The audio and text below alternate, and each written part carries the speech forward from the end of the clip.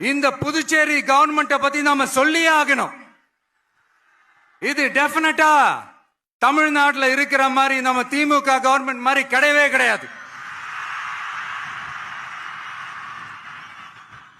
ஏன்னா வேற ஒரு அரசியல் கட்சி நடத்துற நிகழ்ச்சியாகவே இருந்தாலும் அந்த நிகழ்ச்சிக்கு தன்னெழுச்சியா வர நம்ம மக்களுக்கு பாதுகாப்பு கொடுத்து பாரபட்சமே காட்டாம இந்த கவர்மெண்ட் நடந்துகிட்டு இருக்கிறாங்க. அப்படிப்பட்ட இந்த புதுச்சேரி கவர்மெண்ட்டுக்கும் நம்ம புதுச்சேரி சிஎம் சார் அவர்களுக்கும்